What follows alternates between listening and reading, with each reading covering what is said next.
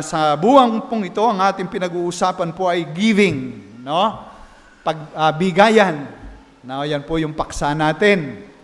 Kaya yan po yung ating ipagpapatuloy ngayong pong umaga. At kanina po, sa first service natin, ay nag-aral na po tayo ng napakagandang aralin. Sana po ang bawat isa ay nakakapakinig. Hindi po tayo regularly nag-aaral ng ganitong paksa, no? At ngayon po ay tayo po ay nasa tagpong ito at maganda pong mapakinggan natin ang mga pag-aaral tungkol po dito sapagkat ito po ay napakahalagang ating maunawaan mula sa aral ng ating Panginoong Diyos.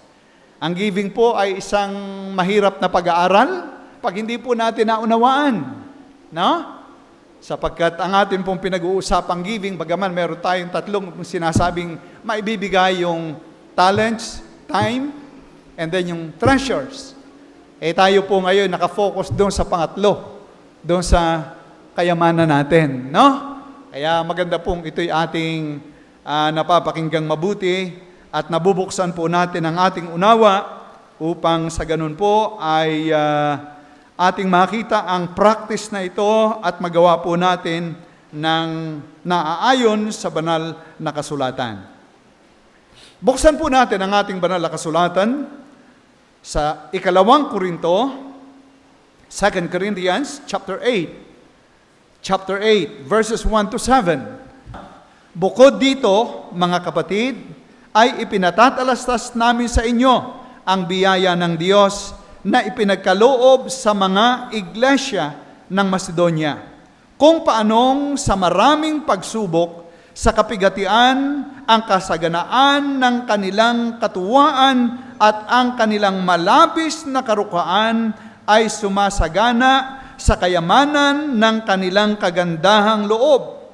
Sapagkat ayon sa kanilang kaya ay nagpapatutuo ako at higit pa sa kanilang kaya ay nagsiabuloy sila sa sariling kalooban na lubhang ipinamamanhik sa amin ang tungkol sa biyayang ito at sa pakikisama sa pangangasiwa ng mga abuloy sa mga banal. At ito ay hindi ayon sa aming inaasahan, kundi ibinigay muna nila ang kanilang sarili sa Panginoon at sa amin sa pamamagitan ng kalooban ng Diyos. Ano pat namanhik kami kay Tito, na yamang siya'y nagpasimula ng una, ay siya rin ang gumanap sa inyo ng biyayang ito. Datapuat, yamang kayo'y nagsisisagana sa lahat ng mga bagay, sa pananampalataya at pananalita at kaalaman at sa buong kasipagan at sa inyong pag-ibig sa amin, ay magsisagana naman kayo sa biyayang ito. Pagpalain po ng Panginoon ang kanyang salita. Aming Panginoon, amin pong inilalapit sa inyo ang oras na ito.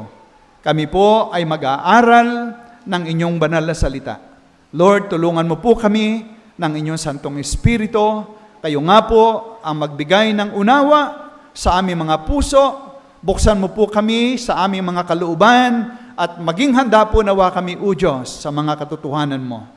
At gayon din po, Ama, idinadalangin ko po ang inyong tagapanguna ay bibigyan mo rin po ng inyong gabay at patnubay, karunungan na mula sa inyo.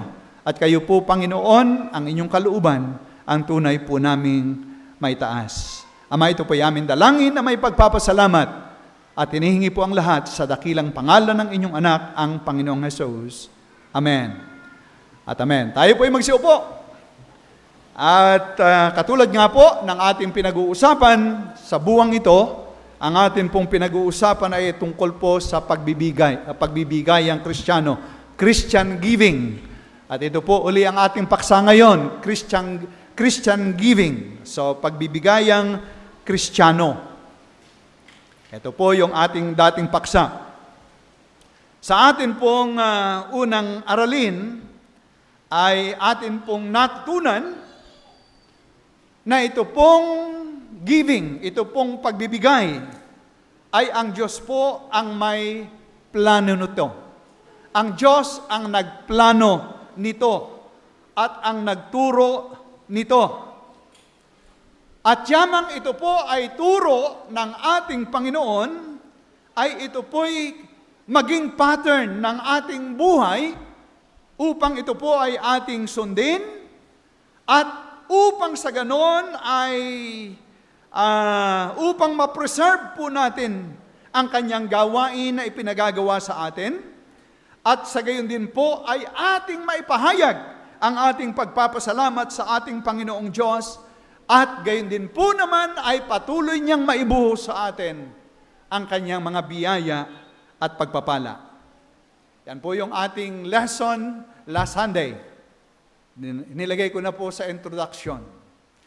Sana po ang lesson na ito ay makatulong nga po sa atin na makita natin ang napakahalagang araling ito sa ating buhay at tayo po naman ay magkaroon ng kagalakan sa mga biyaya ng Diyos na kanyang ibibigay po sa atin. So ngayon nga pong umaga, ang ating pag-uusapan po ay ang Christian giving. Kayo ho ba'y handa ng makinig? Okay, mahirap pong pag-aaralan ito, mahirap na talakayan ito pag hindi po tayo bukas ang ating unawa. Ang una po na nais ko pong banggitin sa atin ay ang klase ng pagbibigay na ipinakilala ng banal na kasulatan. Ilan po bang giving mayroon ang Bible? Ilang klase ng giving? Okay? Alam po nyo, hindi pa natin ito nababanggit, pero ito po ang klase ng giving na itinuturo sa Old Testament at New Testament. Ang una po, sa Matthew 23:23 and Malachi chapter 3 verse 10, ayon pong tithe or ikapo. Yan po ang isang giving. Pagka hindi po nyo ito naiintindihan, ang sasabihin nyo ay, naku po. Pero ang sabi po ng Diyos, ito po ay ang ikapo. Okay? Pangalawa po, sa Malachi chapter 3, verse 10 pa rin, ay binabanggit po rito yung offering, yung handog. Okay? Offering. Yan po ang karaniwang alam po natin. Pangatlo po, na binabanggit po naman sa New Testament, sa 2 Corinthians, ito pong ating binasa, kung inyong titingnan dito, ang takbo ng pangungusap, ay ito po yung tinatawag na sacrificial offering. Hindi basta offering, kundi sacrificial offering. Sapagkat dito po ay makikita natin na ito pong mga mananampalataya sa Macedonia ay nasa matinding kahirapan, ay sila po ay nagbigay, sa gawain po ng Panginoon. Sabi po ng talata sa verse 2, ang kanilang malapis na karukhaan ay sumasagana sa kayamanan ng kanilang kagandahang loob. Do sa verse 3, ay nagsiabuloy sila sa sariling kalooban. Yan po ang tinutukoy na sacrificial giving, sakripisyo, mayroon pong sakripisyo, mahirap, o kumbaga mayroong pagbabata, o mayroong kang pagpasaan sa iyong ginagawang pagbibigay. Sa Leviticus chapter 2 verse 14, Exodus chapter 23 verse 19, Proverbs chapter 3 verse 9, ay makikita po naman natin dito ang pangapat na first fruit offering. Actually, napakarami pong talata niya sa Old Testament. First fruit offering. Ang ibig sabihin yung mga unang bunga. Sa Old Testament time, ikaw ay nagbukid. Sa taong ayan, yung unang bunga, ibibigay mo yan sa Panginoon. Pag ikaw ay nag-asawa, ang iyong unang anak sa Panginoon. Pag ikaw ay may alagang baka, ang unang anak niyan ay sa Panginoon. Yan po ang tinatawag na first fruit offering. Yan po itinuturo at may mga talata po tayong binigay sa inyo. Napakarami po ng talata actually yan. 1 Samuel chapter 1 verse 11, panglima, ay meron po ritong binabanggit namang faith promise offering. Kung inyong papansinin, ito po yung panganganak ni Samuel. Ang sabi po ni Hannah, Lord, kung ako'y iyong pagkakalooban ng anak, ay ibibigay ko po naman sa inyo. Na, sa verse 11, 1 Samuel chapter 1, verse 11. So mga kapatid, ito po yung giving na binabanggit ng banal na kasulatan, tithe, offering, sacrificial offering, first fruit offering, faith, promise, offering. Na? Dami palang offering. May mga churches pong gumagawa nito. Sa Manila po, mayroong gumagawa ng ganyan. Pero sa atin po, hindi pa natin pinapractice yan. No? Tayo po'y naroon lamang sa karaniwan. Pero yan po'y binabanggit. Kung gusto nyong gawin, nasa sa inyo. No? Yung lahat ng yan. Okay. So, yan po ang itinuturo ng banal na kasulatan na klase ng giving. Ang dami pala. Ang dami. No? Ang dami palang klase ng giving. Parang ang hirap pakinggan. Ano? Puro na lang giving. Puro na lang giving. Anong natira sa amin? Ay giving na lang lahat. Okay. So, ang una po ay ang klase ng giving na ipinakikilala ng banal na kasulatan. The second thing na nais ko pong ibahagi sa atin ay ang katotohanan ng giving. Truth about giving. Katotohanan tungkol sa pagbibigay. Ano ho bang katotohanan? Mayroon dito. Mahalaga pong maintindihan natin ang bagay nito. Una po, mga kapatid, ito pong giving na ito ay mula sa Diyos. Ito po ay sa Diyos at mula sa Diyos. It is of God and from God. Na? Ito ay mula sa Diyos at mula sa Diyos. Ibig ko pong sabihin, kung tayo po ay nagtuturo nito, ang itinuturo po natin ay hindi natin turo. Mahalaga pong makita natin ito eh. Ito po ay turo ng ating Panginoong Diyos. Okay? Alam po nyo, hindi ho tayo nang gawa-gawaan ng aral. Kaya nga ho meron tayong Bible eh. Na? Ang giving po, batay sa ating mga binasang talata, ay mula po sa ating Panginoong Diyos. Siya ang may turo nito. Kaya po, huwag ninyong iaakusa ang sino mang nagsasalita ng giving. Napakagaling mo naman magturo ng giving. Ang gusto ko lamang pong sabihin, ang Diyos ang may sabi nito. Amen? Diyos ang may aral nito. Nasa Bible natin. Meron po ba sa Bible ninyo tungkol sa giving? Oh, hindi ako misulat niyan. No? Okay. Kaya po natin ito nililinaw. Alam po nyo, mahirap ang giving pag-usapan eh. No? Mahirap na pag-usapan. Pero ang sabi nga po natin, ang Diyos ang may sabi nito. Ang Diyos ang may aral nito. Hindi po ito aral ng pastor. Kung ito po ay tinuturo sa atin, ito po ay turo na mula sa ating Panginoong Diyos. Pangalawa po,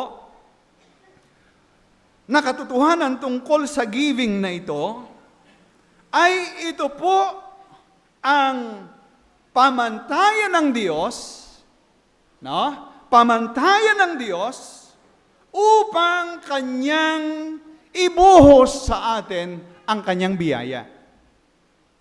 No? Ito po yung pamantayan ng Diyos or alituntunin ng Diyos upang ikaw ay Kanyang pagpalain at upang ako ay Kanyang pagpalain. No?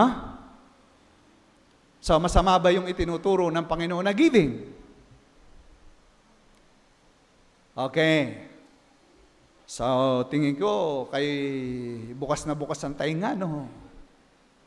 So, ito ang pamantayan ng Diyos. Alituntunin ng Diyos na tayo ay Kanyang pagpalain. Masarap bang tumanggap ng pagpapala? Masarap po ba? Amen. Gusto po nating lahat ng pagpapala? Okay. So, ang Diyos po ang nagpapala. Hindi ko nga sino mang tao. Pero, ang Kanya pong kaparaanang ipinakikita sa atin ay sa pamamagitan po ng giving. Tayo'y magbibigay. No? Okay, bumasa po tayo ng ilang talata. Proverbs or Lucas muna po.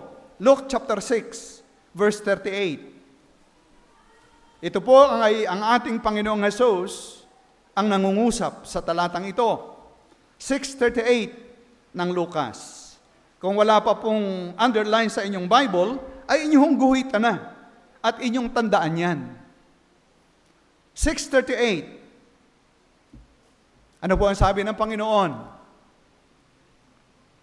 Magbigay kayo. Ano sabi po ng Panginoon? Magbigay tayo. Sabi ng Panginoon. Kayo ba'y nakikinig? Magbigay kayo at kayo'y bibigyan. Ano pa sabi? Takal na mabuti. Na? Pikpik. Anong pikpik?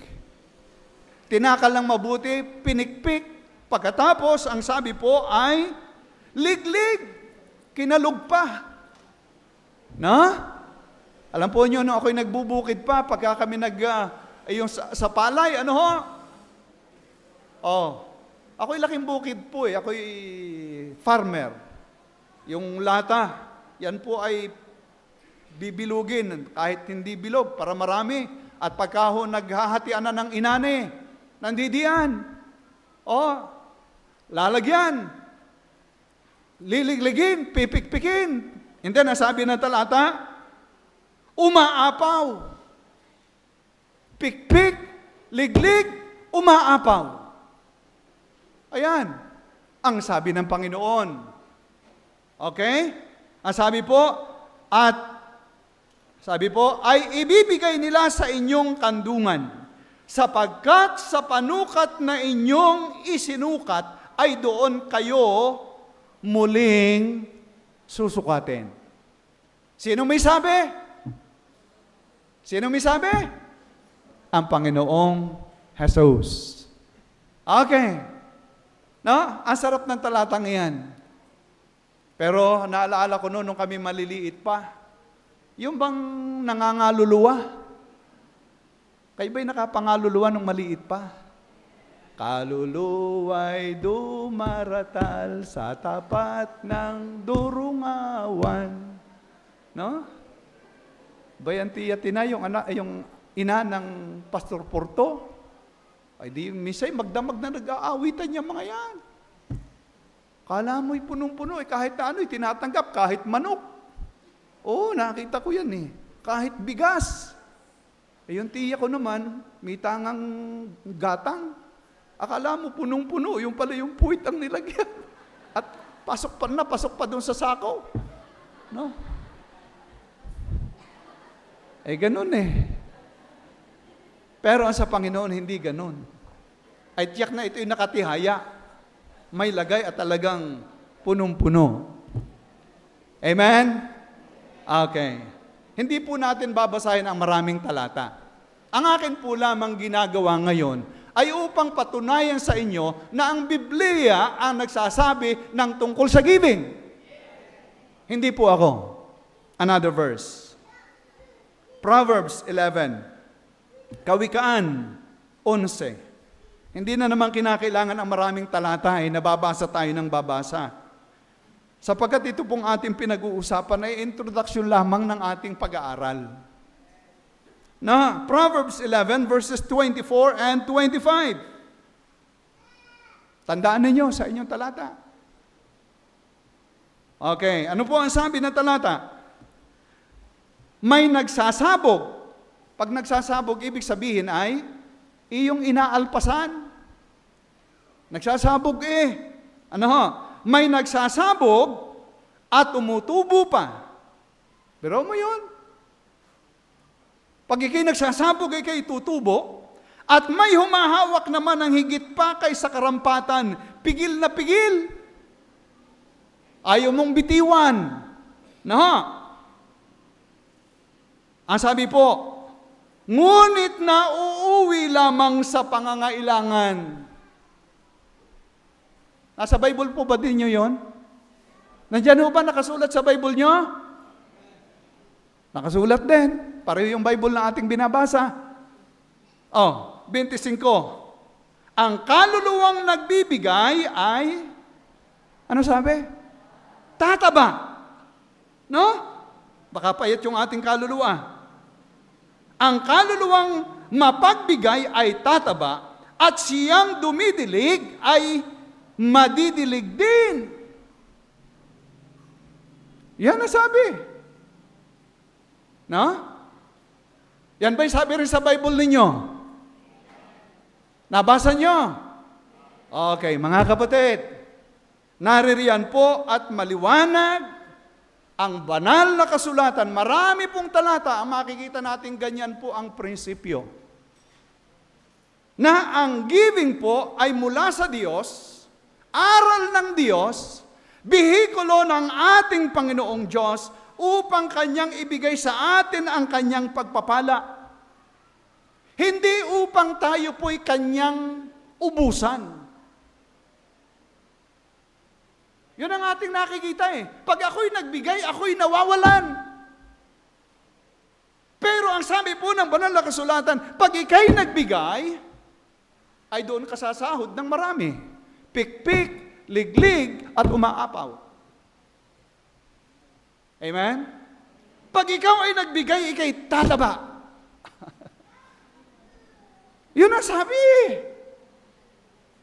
Hindi ko sabi yan. Okay. Mga kapatid, sa madaling salita po, ang pagbibigay po ay paraan ng Diyos upang tayo po ay pagpalain at hindi po upang tayo po ay ubusan ng atin pong Panginoong Diyos.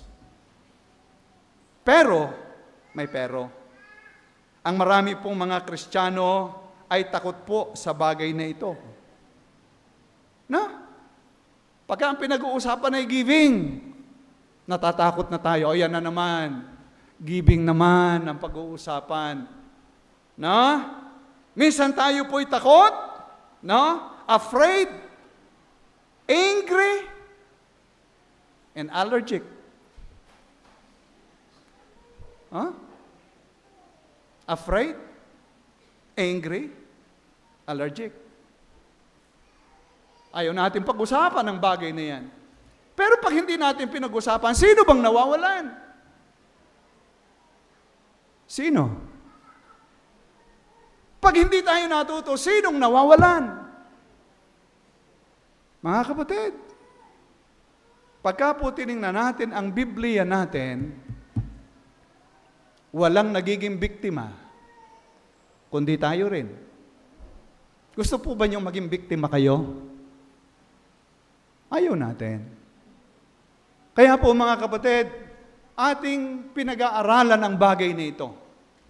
Na ang giving po ay instrumento ng Panginoong Diyos. Hindi upang alsan ka. Ikaw ay mawalan, kundi ikaw ay pagpalain niya. Yun ang way ng Panginoon. Well, nakikita ko po rito sa giving, ito po yung kanyang panukat para ikaw ay kanyang pagpalain. No? Sa panukat na iyong isinukat, ang sabi po doon sa isang talata, ay doon ka susukatin. Ang sabi ng Panginoong Diyos, ikaw ba'y naniniwala sa akin o ikaw ay hindi maniniwala sa akin? Yun po ang pinag-uusapan dito. No? Ay tayo po ba'y naniniwala sa Diyos? May kahina. Yan. Laksan-laksan natin ng kaunti. Minsan na hindi tayo makaimik ng ayos eh. Diyan ba sa taas naniniwala sa Diyos? Yan. Oh. Minsan na ayaw natin ito. No? Pero yun po, ang Panginoon ang may sabi. Oh. Siya ang may sabi. Atin lang itong pinag-uusapan, pinag-aaralan, tinitingnan natin ang aral ng banal na kasulatan. Sa madaling salita, ito po ay biyaya po sa atin. Kaya po huwag tayong magalit, huwag tayong matakot, huwag tayong ma-allergic dito sa aral na ito, at huwag po nating i-counteract ang paraan ng Panginoon sa kanyang biyaya sa atin. Amen? Doon sa mga naghahasik, kayo ba'y nakapaghasik na? Yung kay Brother Angel na lesson ng isang araw. No? Alam niyo, yung mais. Para ka makapagparami ng mais, dapat iyong bibitiwan. Tama? Ilalagay mo sa lupa. Pagkasabi mo, kakainin ko ng lahat ito. Maya-maya, wala ka ng mais. Na? Pero pag sabi mong, aring isang are ay ilalagay ko na sa lupa, makikita mong hindi ka magkukulang ng mais. No? Naintindihan natin? Ganun po ang ating Panginoong Diyos eh. So pagdating po sa giving, nakikita po natin na ito po yung itinuturo sa atin ng ating Panginoong Diyos. Na? Ang dami nating nabanggit dito, merong tithe, merong offering, merong sacrificial offering, merong first fruit offering, merong faith promise offering. Naririyan yung giving. Pero hindi po yun ang ating pag-uusapan, tayo po'y nandudoon lang. Pinamamata lang po natin, ang giving po ay mula sa Panginoong Diyos, aral ng Panginoong Diyos, upang tayo po ay Kanyang pagpalain. At sana nga po ay nakita natin at tinatanggap natin na ito ay mula sa ating Panginoong Diyos. Amen? Okay. Now, ang atin pong bibigyang pansin ay, paano ba ako makapagbibigay? How can I do the work of giving? Minsan tayo po'y nag-aaral pero mahirap pa rin eh. Paano ako makagagawa ng pagbibigay? Okay. Nag-aaral na pero hindi pa rin. Yun lang ang ating pag-uusapan ngayon. Paano ko magagawa ang pagbibigay? Anyway, yung pong pagbibigay natin yan ay ating ibinibigay sa Panginoon. No?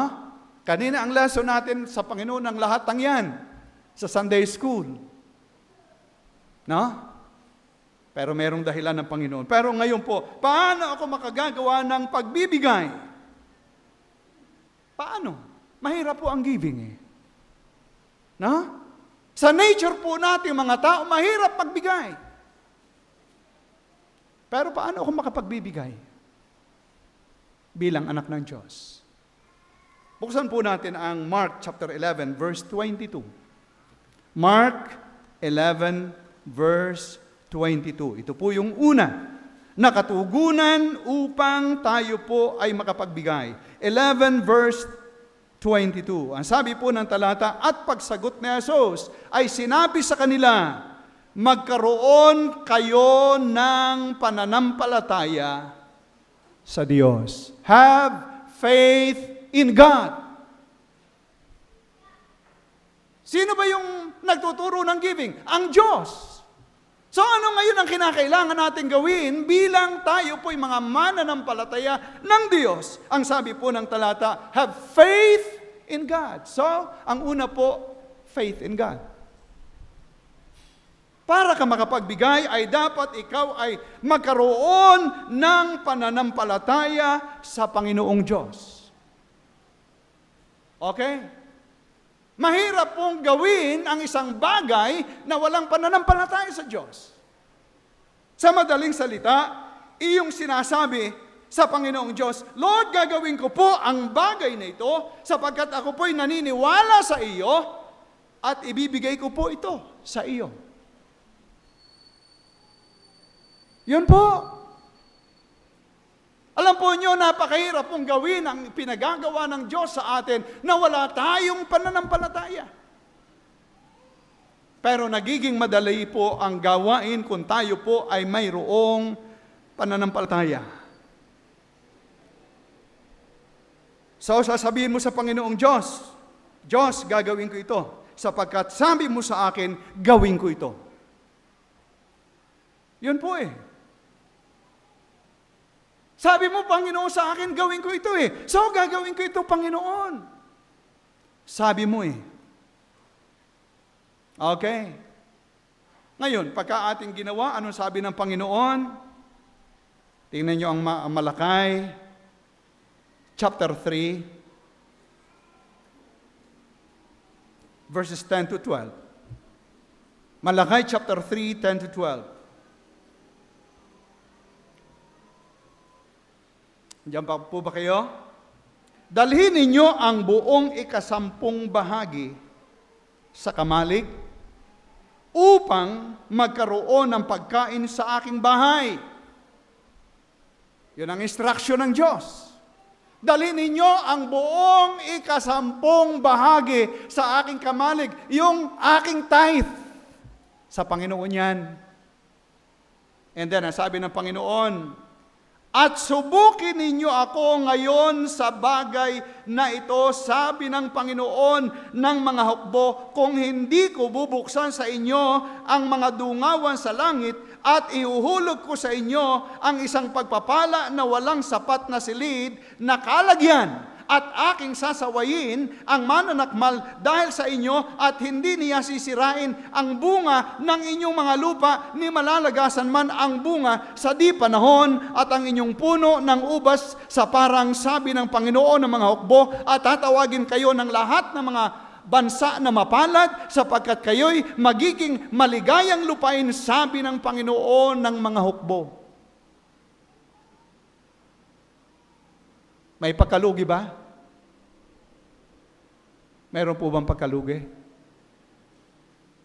Alam po ninyo, ang tinitest po ng Panginoon sa ating giving of tithe, ayun pong ating faith, yung ating obedience, yung ating pong pagsunod. No? And I know, ang Diyos po natin ay hindi liko. Hindi po siya sinungaling. So, ang sabi nga po, kanya itong lahat. Pero, ginawa po niyang ituro ito sa atin upang tayo po ituro ang manampalataya at sumunod sa kanya at pagpalain po niya.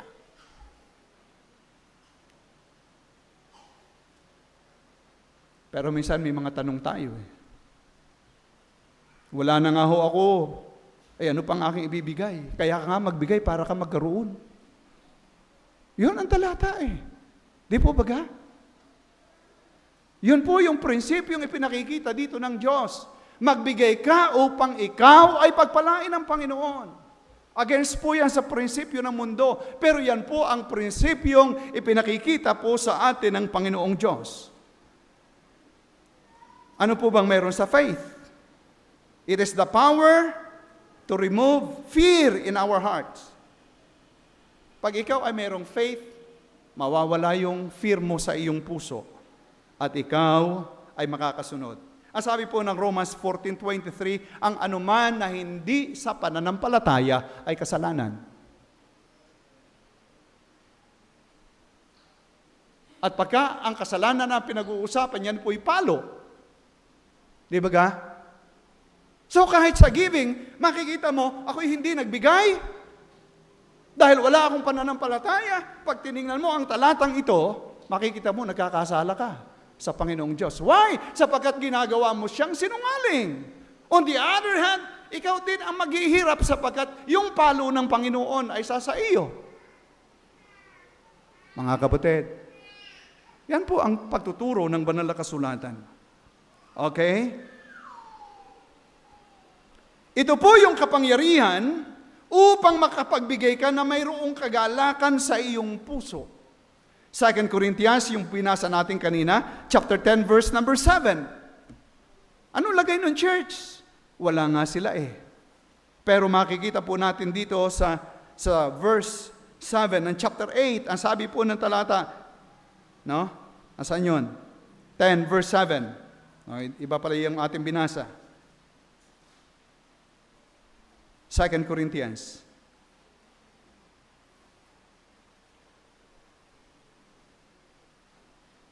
Bakit mali yung aking talata?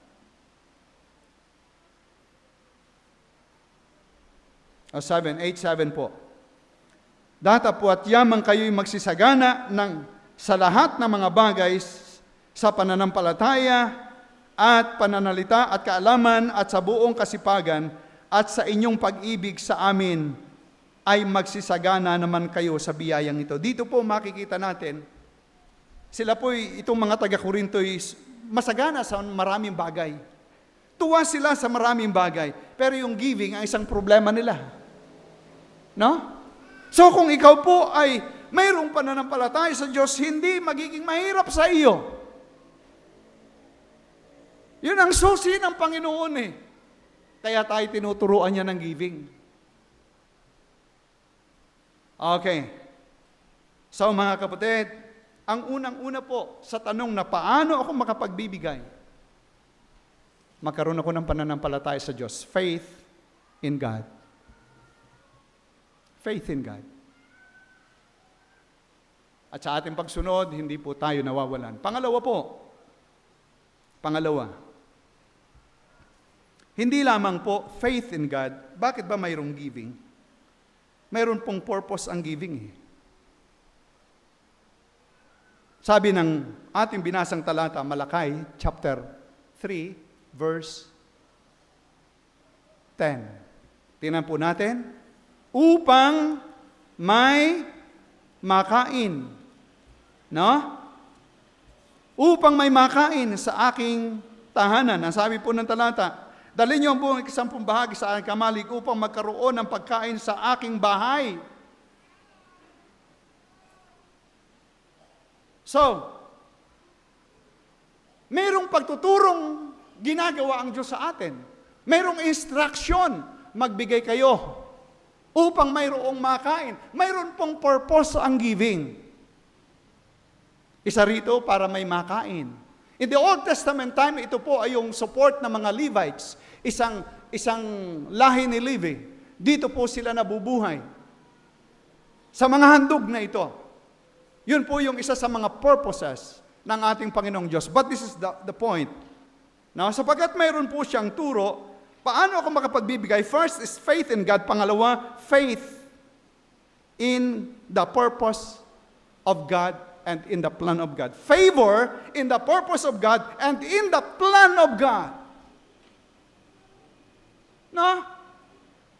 Ikaw ay sumasang-ayon. Nandoon yung pagsang-ayon mo, meron kang favor sa layunin ng Diyos at plano ng Diyos. No? Meron siyang purpose eh. No? Ano na yun? Pagka iyong tinignan mabuti, atin pong titingnan yan. Okay. So ano po ang ibig sabihin ng salitang favor? Ikaw ay sumasang-ayon, no? Sa Diyos. Pangalawa, ikaw ay tuwa na gawin ito. Ikaw ay handa na gawin ito. Yan po ang favor. Mahirap na gawin ang isang gawain na hindi ka sang-ayon at tuwa dito. No? Pero pag ikaw ay favor sa sinasabi ng Diyos, madaling gawin ang bagay na ito. Tuwa ka rito. Ito ang sabi ng Diyos, sang-ayon ako dyan. Yan ang ibig nating sabihin sa salitang favor.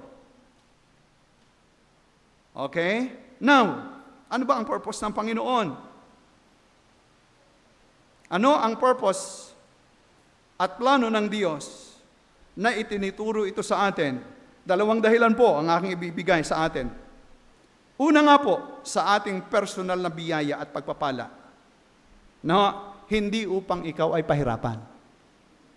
For your personal blessings, no, at hindi upang ikaw ay kanyang pahirapan. Deuteronomy chapter 28 verses 1 to 13. Mahabang talata po yan, pero hindi na po natin babasahin. Pag binasa po nyo riyan ang kanyang instruction, isa na po rito yung giving. Ang purpose niya, kasabi ng Panginoon, kung kayo'y susunod sa akin, kayo'y aking pagpapalain. Pero sa oras na hindi nyo ako sundin, sumpa ang inyong aabutin. Yun eh. Basahin po nyo chapter 28 ng Deuteronomy. Sakop po niya yung lahat ng mga utos. At makikita po nyo riyan, mga minamahal, ano? Nais ko pong buksan niyo ang inyong kamalayan sa bagay na ito. Inyong makikita rito na ang purpose ng Panginoon, isa sa mga layunin sa kanyang pagtuturo ng giving ay pagpalain po tayo. Ito po yung test of our obedience and faith in God. No? Sinusubok po niya yung ating pagsunod at yung ating pananampalataya sa Kanya. Sabi nga ng Malakay chapter 3, subukin ninyo, 10 to 12, subukin ninyo ako kung hindi ko bubuksan sa inyo ang dungawan ng langit. Na? Okay. Doon sa Matthew 21, 33 to 41, meron po diyang isang kwento, parabola ang ating Panginoon ay binigay. Ito po ay tungkol sa magsasaka sa kanyang field. No? Na yung field na yon ay kanyang ipinagkatiwala sa kanyang mga tauhan. Yun po yung istorya. And then sabi sa kwento, itong may kanya ay, sabi niya, ipapadala ko ron yung aking mga manggagawa para kunin ko yung aking share. Yun ang kwento. Pero, nung makita po, yung sinugo ng kanyang ng may-ari ng lupa doon sa mga taong pinagkatiwalaan ng lupa, anong sinabi? Itinaboy. Hindi iginalang. Ilang beses siyang ginawa. And then, ultimately, ang ipinadala na yung anak. Tatatandaan niyo yun? Anong ginawa ng mga tao? Pinatay. Ano namang ginawa na Mika niya? Ano ikang gagawin ng Mika niya sa mga taong yun? Kanyang pupuksain. Kanyang pupuksain. Isa po sa itinuturo doon ng lesson ay giving. Para ako'y makakuha ng aking kabahagi. Sa istorya. Pero pinatay ng mga tao. Ayaw nilang gawin. Kala nila advantage nila yon. Pero naging dahilan para sila ay lalong maghirap. Anong una para tayo makapagbigay? There must be faith in God. Number 2, favor in God's purpose and in the plan of God. Okay. Pangalawa po, hindi lamang po para tayo pagpalain. Pangalawa po ay upang to sustain His work. His work. Na? Alam po niyo itong ating ministering ito, pag inyo pong pinag-aralan sa turo ng banal na kasulatan, we are not the one supporting His ministry. Siya ang nagsusupport. Wala tayo. No? Yung tithe Kanya. Actually, ang lahat ay Kanya. Pinadadaan lang sa atin. At ang sabi ng Panginoon, ako'y mayroong gawaing dapat maipagpatuloy. Nung last Sunday, akin pong iprenitch ang bagay na ito upang maipagpatuloy ang gawain ng Panginoong Diyos. No? Doon po sa 2 Corinthians chapter 10 verse 12, makikita natin dito yung idea na upang mapunan ang pangangailangan. Yan po ay tinuturo ng salita ng Diyos. Okay. Tanong, meron po bang nakita sa atin ang Diyos na mabuti nung tayo Kanyang iligtas? Wala. Ni katiting, walang nakita sa iyo. Pero tayo po'y Kanyang pinagpala. Anong ibig ko sabihin? Ang pinakadakilang gawain ng Diyos ay ang gawain ng pagliligtas. At sa gawain ito, plinano ng Diyos na itong bigayang ito na Kanyang itinuturo ay upang atin pong mapalagganap, patuloy na may sagawa ang Kanyang gawain. Na? Alam po natin ang lahat ay sa Panginoon. Psalms 24 verse 1, ang lupa ay sa Panginoon at ang lahat ng naririto. Haggai chapter 2 verse 8. Haggai chapter 2, yes. Ang sabi po roon, silver and gold ay sa Panginoon. Ibig sabihin yung treasures, yung inyong iniinyo sa Panginoong lahat yan, pero pinadadaan po lamang sa atin upang tayo nga po ay maging bahagi ng gawain ito. Okay. para po masustain ang pangangailangan ng gawain ng Panginoong Diyos. At yan po ang kanyang plano. So, anong number 2? Favor. Number 3, kulang na po yung time natin eh. 2 Corinthians chapter 8 verse 4. Binasa na po natin ang talatang ito, pero balikan po natin muli. 8 verse 4. Ang sabi po ng 8 verse 4, na lubhang ipinamamanik sa amin ang tungkol sa biyayang ito at sa pakikisama sa pangangasiwa ng mga abuloy sa mga banal. Anong mayroon po ang Iglesia ng Macedonia? And this is point number 3, fellowship in the purpose of God. Pakikisama, not only faith, not only favor, but also fellowship in the purpose of God. Dapat po tayo nakikisama sa gawain ng ating Panginoong Diyos. Ano ha? So mayroon pong gawain ang Panginoon at mayroon pong ministry of giving. Okay. Ito po ang sabi ng dictionary, the word fellowship is characterized of group solidarity or friendly exchange between individuals that springs from shared work. Yan po ang sabi ng dictionary, characterized of group solidarity or friendly exchange between individual that springs from shared work. So, fellowship. So, tayo po ay nagkakasama-sama sa gawain ito ng ating Panginoong Diyos. At ito pong fellowship na ito ay nagmumula po sa ating pananampalataya sa ating Panginoong Diyos at kung tayo po ay grateful sa Diyos sa Kanyang pagbibigay sa atin. Philippians 1, chapter 4, verse 4 and 5. Ang sabi po ron, ako'y nagagalak sa inyong pakikisama sa Ebanghelyo ng Panginoong Diyos from the first day until now. Ano ha? Mahirap gumawa yung wala kang fellowship, hindi ka nakikisa sa gawain. Pero kung nakikita mo, ang gawain ito yung napakaganda. Ito yung way ng Panginoon para maabot ang mga taong hindi paligtas. Fellowship yung sa gawain. No? Hindi naman tayo binibigyan ng gobyerno ng ating gastusin diyan. Ang church po, ang Panginoon, nagsusustain ng kanyang gawain. Kaya po mayroong giving. Pero hindi po pagkawala o kawalan para po sa ating buhay. Pangapat. Okay. It's not only fellowship in God's purpose, but also fidelity. Fidelity in the Christian duty for God or for His faithfulness. Fidelity in our Christian duty to God and faithfulness. Ano ba yan? Fidelity of the Christian duty to God or faithfulness in Christian duty. Ito pong ating katapatan sa gawain ng ating Panginoong Diyos.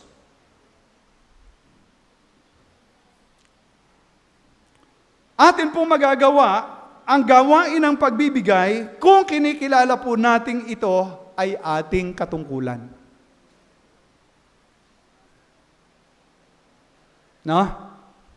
Fidelity, katapatan sa tungkulin. So, binigyan tayo ng instruction, give! Yan po yung instruction. So, ano kinakailangan natin? Katapatan or faithfulness in our Christian duty. Ang Diyos na yan, may sabi.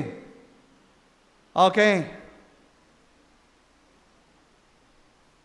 Ngayon, kung tayo po'y merong instruction, paano po natin kinukonsider ang bagay na ito? Makukonsider po ba natin na tayo faithful? Na tayo may instruction ng ating Panginoong Diyos? Okay. So alam po niyo mga kapatid, nakakatuwa po, biruin mo, ang Diyos na banal, tayo na makasalanan, tayo po'y ginawang kabahagi sa paglilingkod sa Kanyang ubasan. Hindi naman tayo karapat-dapat eh. Pero ganun kabuti ang ating Panginoon. Number 5. Number 5. Una, faith. Number 2, favor. Number 3, fellowship. Number 4, fidelity. And number 5, and the last. Sabi po ng 2 Corinthians 8:2, Basahin natin. Kung paano sa maraming pagsubok, sa kapigatian, may kapigatian, ang kasaganaan ng kanilang katuwaan at ang kanilang malabis na karukhaan. Gaano karukha sila? Hirap na hirap. Malabis na karukhaan ay sumasagana sa kayamanan ng kanyang kagandahang loob. Ano pong nakita ko rito? Hindi lamang po katapatan, but also, number 5 and the last, frugality in our life practice.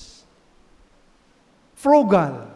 Anong ibig sabihin ng frugal? Yung katipiran. Ano ho? Kinakailangan po, bilang tayo po yung mga Kristiyano, katulad po ng mga Kristiyanong ng Macedonia, sila na nga po hirap na hirap. Pero nagkaroon sila ng savings, sila po ay nag-ipon para mayroong maibigay. Ngayon, kaya minsan tayo hindi makapagbigay, wala na tayong iniisip kundi ang ating sarili. Gastos na lang doon, kabila doon, dito at doon. Kumbaga, saan pa baga mayroong mapupuntahan? Abay, pagdating ng linggoy, wala nang pang-offering. Na? Ubus na. Bili na ng bili. Hindi naman dapat bilihin. No.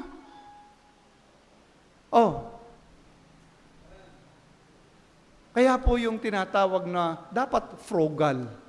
Iba po yung frugal kaysa stingy. Yung isa kuripot, yung isa matipid, yung isa nagtitipid sapagkat merong pinagpaplanuhang gagawin. At alam po nyo mga kapatid, kung meron po tayo ng mga bagay nito, yung giving ay hindi po magiging mahirap sa atin. At pagka atin itong ginawa, ang sabi po ng ating simula, ang Diyos na may gagawa ng kanyang pagkilo sa ating buhay. Mga kapatid, nag-aaral po tayo ng giving. Hindi para po pasakitan tayo, kundi para hamunin tayo at gisingin tayo sa isang katotohanan. Dapat pala akong sumunod sa Diyos. Dapat ko pala siyang panampalatayanan. Dapat palang ang aking pabor ay nasa sa Kanya. Dapat palang ang aking fellowship ay nasa sa Kanya. Dapat palang ang aking katapatan ay nasa sa Kanya. Dapat palang ako'y nagtitipid din para sa Kanya. No? Kaya yung text, ilan na uubos sa isang linggo? Wala namang kalatoy-latoy yung pinag-uusapan. Tulog kapag, gising kapag, tulog na. Dadaanin pa sa text. Nagsasayang. No? Walang plano. Mga kapatid, hindi po issue ang kawalan. Ang issue po ay ikaw ba'y willing na sumunod sa instruction ng banal na kasulatan upang ikay kanyang pagpalain. Tayo po'y tumayo. Tayo po'y manalangin. Dakila po namin Diyos, aming Ama. Salamat po sa umagang ito. Napag-aralan po namin ang tungkol sa giving. Sa marami pagkakataon, Panginoon, kami ay negative dito ang attitude. Ang aming presumption, Panginoon, whenever we give, nawawalan kami. But Lord, sangayon sa inyong aral, ito po yung inyong pintuan, vehicle to bless us. Panginoon namin Diyos, tunay po na ang inyong daan ay iba kaysa sa aming daan. Mayroon ka pong mga kadahilanang magaganda. But Lord, kami po ay kulang sa pananampalataya. Baguhin mo po, Panginoon, kami. Kayo po, O Diyos, ang maglagay sa aming mga puso ng pagnanais na magbago. Kami po yung magkaroon ng pananampalataya. Aming Panginoon, matagal na po kami sa buhay na walang pagtitiwala sa inyo. At dahil po sa lagayang ito, kami po'y nagtitiis na maraming mga kahirapan. But Lord, salamat po. Inyong ibinigay sa amin ang pag-aaral. At aming Panginoon, kayo ang nakakakita ng puso ng bawat isa. Alisin mo po ang mga bagay na negatibo sa aming mga isipan, sa aming mga puso. At hayaan mong makita po namin ang inyong panuntunan sa aming buhay. Kumilos po kayo ngayong umaga. Tulungan mo po, Ama, kami.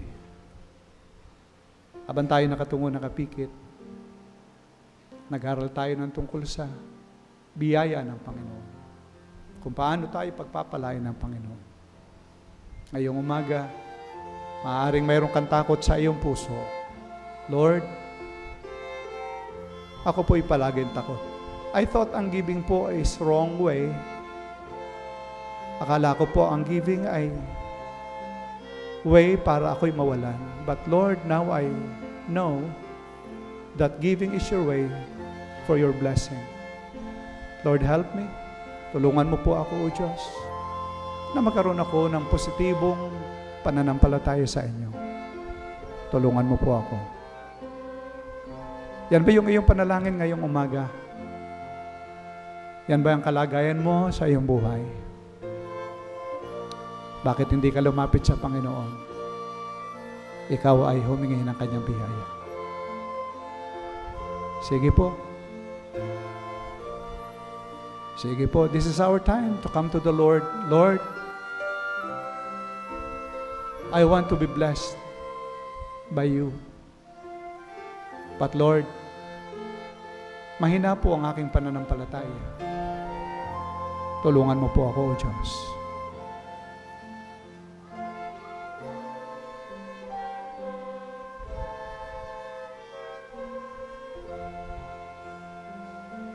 Meron pa po ba?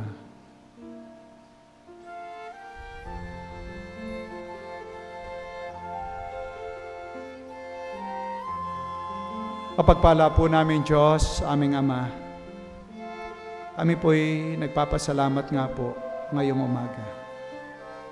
Salamat po, Panginoon, sa inyong biyaya sa amin. Lord, we consider it, this lesson, your blessing to us. Sapagkat dito po ay binubuksan mo po ang aming unawa tungkol sa inyo. Hindi po namin ito plano, ito'y inyong plano. And Lord, kami po'y naniniwala sa inyo. Kung paano kami ay nagtitiwala na ang aming pananampalataya sa inyo ay nagbibigay ng buhay na walang hanggan at katubusan sa aming mga kaluluwa. Gayon din po naman ang kami magtiwala sa inyong mga aral. Maging sa aral ng giving ay paraan ng inyong pagpapala sa amin. Tulungan mo po, Panginoon, ang bawat siya sa amin. Narito po, O Diyos, ang inyong mga anak, nakaluhod. Lord, kayo nakakapakinig ng kanilang dalangin. And there are those that are still on their places. Lord, inyo pong nakikita at napapakinggan ang dalangin po ng bawat isa. Tulungan mo po, O Diyos. At awa nga po yung takot ay kanilang ilapit sa inyo. At nawa, Panginoong Diyos, bigyan mo ng courage ang bawat isa na kanila pong tunay na yakapin ang inyong katotohanan. Aming Panginoon, salamat po. Inyo pong i-bless ang bawat isang nakinig ng inyong salita. At tulungan mo nga po, Panginoon, kami na lumagong patuloy sa inyo. Ito po yung aming dalangin. Hinihingi po ang lahat sa dakilang pangalan ng Panginoong Jesus. Amen at Amen. Salamat po. And I hope tayo po'y pinagpala ng kanyang salita.